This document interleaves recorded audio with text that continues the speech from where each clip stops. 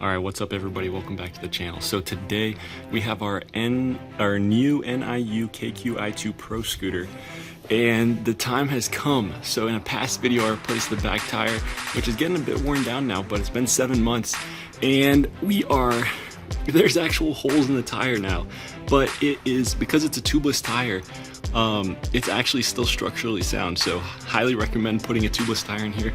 This is the stock tire that came with it, so this does have an air tube in it. Just a quick clarification as I'm editing this video, both tires are actually tubeless. This front tire does not have an inner tube, but it is simply rubber that you fill with air. The one we're replacing it with, and the one in the rear currently that we replaced, is literally like designed to not hold air. Start with this right here because you can actually see inside here there's there's actually some nuts and screws and stuff. You can see it through the orange if you look really closely. And this is just a sticker. Once we take this off, it's not coming back on, so just keep that in mind. And you can use a heat gun, I've heard, to get that off, or just pry it off. We're actually gonna try using olive oil. I figured we would get a little bit creative today. I think this would be fun.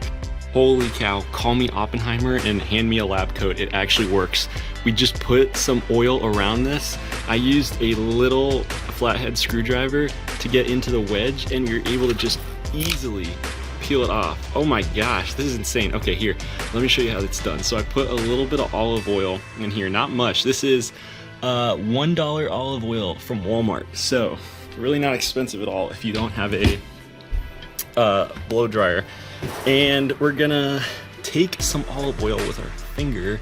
We're just gonna kind of go around this area and just get the entire area wet with this olive oil. And you specifically want to get it into the crack, so I'm kind of like massaging it everywhere, and specifically like the sides, because the cracks are where you want to get it in. And then I took my flathead screwdriver and I kind of just went around the edges, doing I'm not really going into it, but kind of just pushing a little bit into that crack. I don't know how effective it is, but it's probably getting a little bit in there. And then we set a timer for 5 minutes, and we'll see if this one works. All right, so it's been 5 minutes, and we're gonna start making some work on this. I don't know if I can do this with just one hand, but we're just taking our Phillips head again, and we're just kind of trying to chip away at it a little bit. It's a pretty strong sticker, so you can just kind of, and boom, holy crap. Most people would just use a heat gun or something, but I haven't used a hairdryer in 10 years, so here we go. All right, so now on both sides we have these 2 screws, and these are both gonna be fit with the tool that comes with the scooter. I actually lost it, so I have a basic tool set here, and it is this Allen wrench, which is, I don't know, I think it's a size 3. Is that a 3? Yeah, size 3.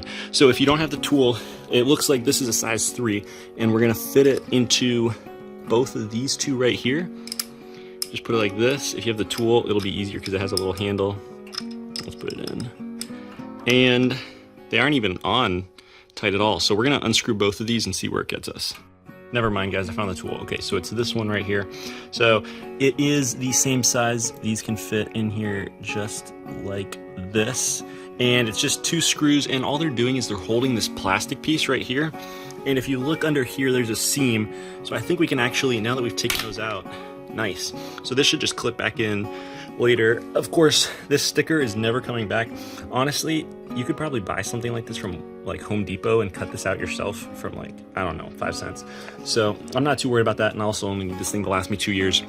So we're gonna hit the other side with that same procedure, and then we're going to use some vice grip to take this off. So if you have a socket wrench, like that thing that makes that clicking sound as it goes around, that'll obviously be 10 times easier because it actually fits, but I don't. So I'm just gonna use this, and we're going to put it kind of like that and just use our brute force to take it off. Shouldn't be too bad. All right, so we got the plastic off on both sides, and just to demonstrate that this works with this vice grip right here, I think I got this for $3. This took 2 pounds of force, and you just grip it.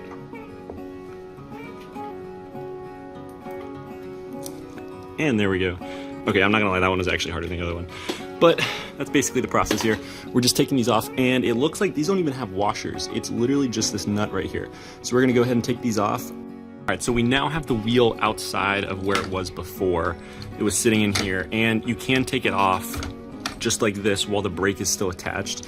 And that's gonna give us access to a couple of things right here. It looks like, oh, well, that's fun. I guess it just keeps itself in by pressure normally. But we need to separate these two because this brake, as you can see, it's literally like attached to this piece right here. So we need to physically separate the rim from the actual brake. So it kind of looks like these are already separate already and we're just held in with pressure. If I can kind of maneuver this wheel out of here, we might be able to just take it off. Is it coming out? Oh my gosh, holy crap. Dude, that was so easy. I'm so interested to know how this brake works. Wow, I might have to do some studying. But anyway, okay, you literally could not ask for an easier experience. This has been maybe 10 minutes at most. So, oh my gosh, this is just incredible compared to the back wheel. But all we need to do now is take our new tire, throw this into the microwave for a couple minutes, or boil it for about 15-20 minutes. We're gonna use some dish soap, and we can just slide it on here. So this tire right here has a slightly thinner diameter. So this tire is 10 inches at the longest width. It's actually 9 inches in between. And so that means that you have to squeeze it over here, and it's gonna be really challenging to do so because this is a 10-inch rim, whereas the inside of this is 9 inches. But that's actually good realistically for the end because that way it'll stay on once the tire cools. Hold on, it's actually really satisfying to cut this tire, and it makes a really nice noise too. Listen to this. Oh my goodness gracious. All right, this is genuinely insane. I don't know what they're putting in these tires, but I literally have turned the entire thing inside out before I've been able to get this thing off. I literally still can't even separate this one right here. And I can't cut through this because this is like solid metal ringing right here. So I don't even know how I did this in my last video. This is kind of impressive, but it's got me wondering because, geez, if humans are making chemicals and stuff that can, like this, man, I'm starting to feel bad for some of the animals that are being affected by this because there is no way this, what the heck are they putting in these tires, man? All right, so after some deliberation, we have an unbelievable sight before our eyes. We have cut the entire tire all the way through, and this literally, I cannot separate from the metal. I've tried everything. No amount of tools will do this. I've tried using a literal chisel to get this thing off, and nothing. I mean, it is inseparable. So we're gonna boil a pot of water, and we're just gonna like roll it through the pot of water like this until it's hot enough and the rubber expands, because we have to do that for this anyway. And this literally has to expand a full inch to get onto here. So I feel like we should definitely be able to get it off once we do that. The only problem is this right here has our ball bearing for the brake. And so even though it's sealed, you can see it's sealed like this. If any of this touches the water, our brakes are just gonna be destroyed. So we're just gonna put it in like this with a couple inches of boiling water and keep doing this until it's hot enough. And then we're gonna we should be able to just take these sides off once it's large enough.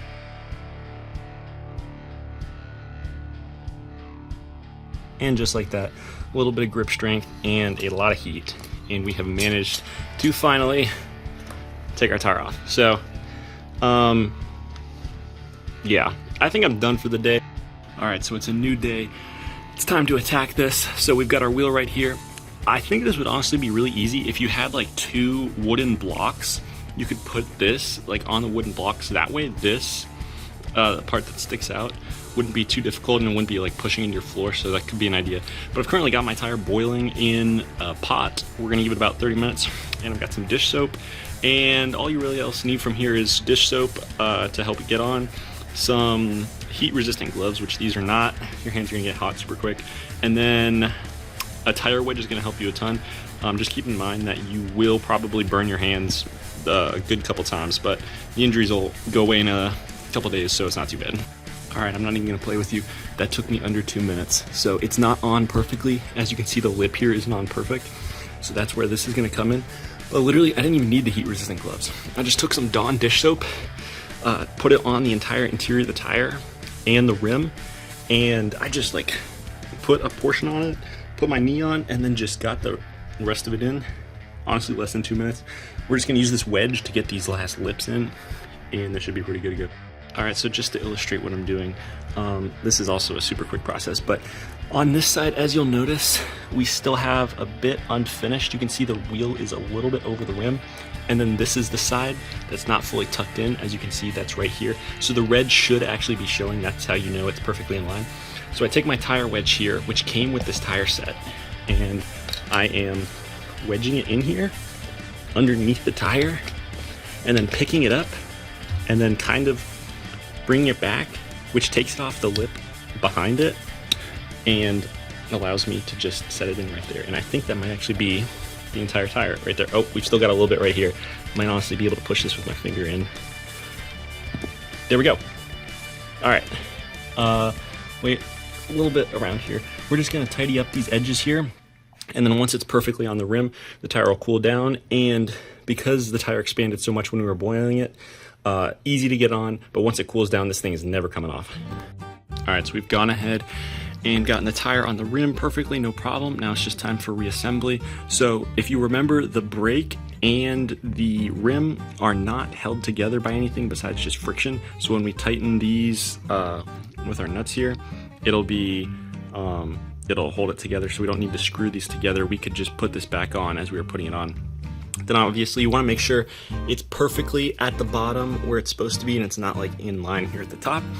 And then on this side, through careful footage review of my previous video, I noticed that this little circular piece right here, which came off earlier in the video, that goes on this side. So our wheel actually looks really, really wobbly right now. And that's because this right here in the brake is supposed to be flush against this. We're just gonna go ahead and try tightening it and pushing it all the way across so that this wheel is not wobbly, because as you can see, that is not even close to straight.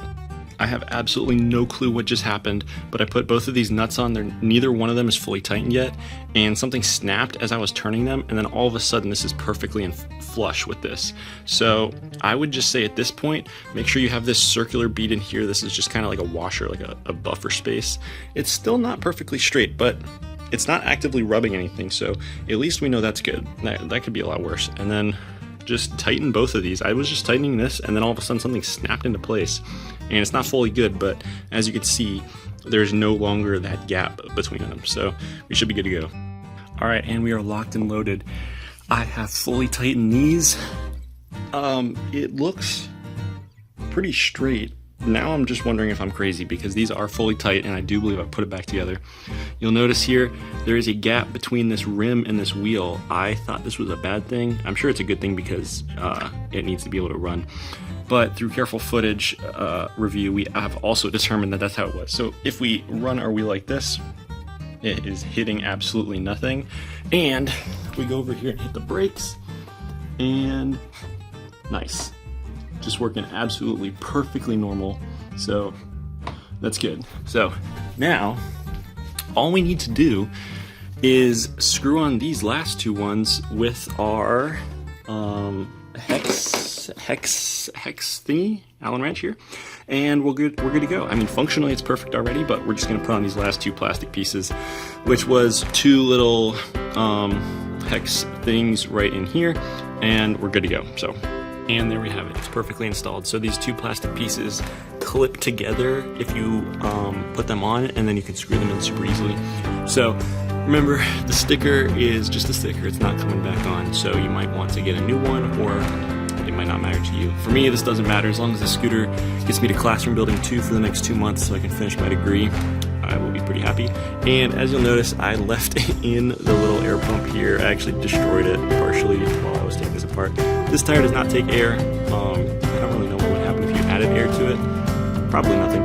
And so this is a functionally pointless, and it makes absolutely no difference whether it's there or not. So thanks for watching. I would say this is a relatively easy thing to do to get it on. To get the other one off was extraordinarily difficult. I honestly might have boiled the first tire from default. It probably would have made it a lot easier. Maybe we wouldn't have to cut it. You might just need to get really creative to take the first one off, but getting this thing back on and the actual like disassembly and reassembly was super easy. The back tire was an absolute nightmare compared to this. So thanks for watching. Hope this was helpful.